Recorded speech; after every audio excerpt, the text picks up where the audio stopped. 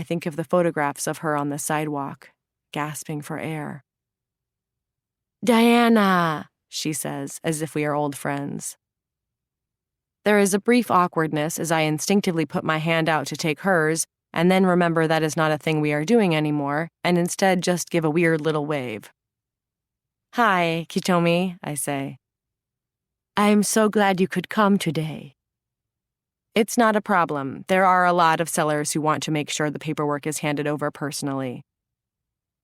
Over her shoulder, at the end of a long hallway, I can see it.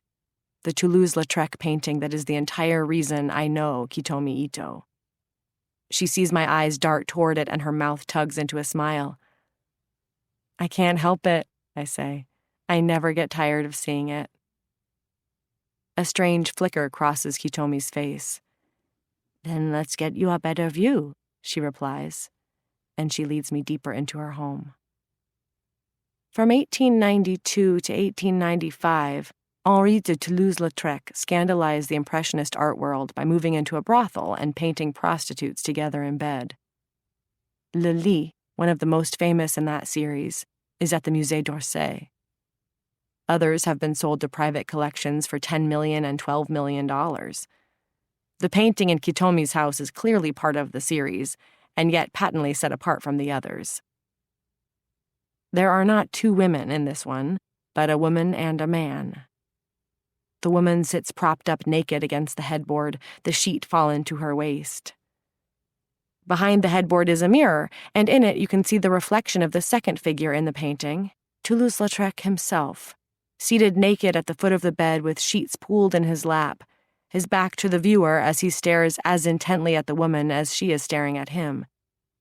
It's intimate and voyeuristic, simultaneously private and public. When the Nightjars released their final album, 12th of Never, the cover art had Kitomi bare-breasted against their headboard, gazing at Sam, whose broad back forms the lower third of the visual field. Behind their bed hangs the painting they're emulating, in the position the mirror holds in the actual art. Everyone knows that album cover. Everyone knows that Sam bought this painting for Kitomi from a private collection as a wedding gift. But only a handful of people know that she is now selling it at a unique Sotheby's auction, and that I'm the one who closed that deal. "Are you still going on vacation?" Kitomi asks, disrupting my reverie. Did I tell her about our trip? Maybe. But I cannot think of any logical reason she would care. Clearing my throat, I don't get paid to moon over art, I get paid to transact it, I paste a smile on my face. "Only for 2 weeks, and then the minute I get back, it's full steam ahead for your auction." My job is a strange one. I have to convince clients to give their beloved art up for adoption, which is a careful dance between rhapsodizing over the piece and encouraging them that they are doing the right thing by selling it. "If you're having any anxiety about the transfer of the painting to our offices, don't," I tell her. "I promise that I will personally be here overseeing the crating, and I'll be there on the other end, too." I glance back at the canvas. We're going to find this the perfect home, I vow. So, the paperwork? Kitomi glances out the window before turning back to me. "About that," she says. "What do you mean she doesn't want to sell?"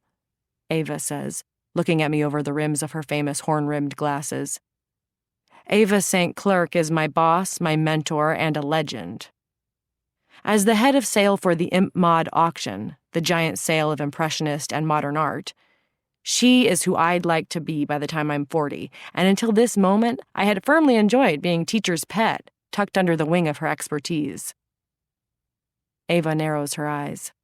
I knew it. Someone from Christie's got to her. In the past, Kitomi has sold other pieces of art with Christie's, the main competitor of Sotheby's. To be fair, everyone assumed that was how she'd sell the Toulouse-Lautrec, too, until I did something I never should have done as an associate specialist and convinced her otherwise. "It's not Christie's. Phillips?" Ava asks, her eyebrows arching. "No, none of them. She just wants to take a pause," I clarify.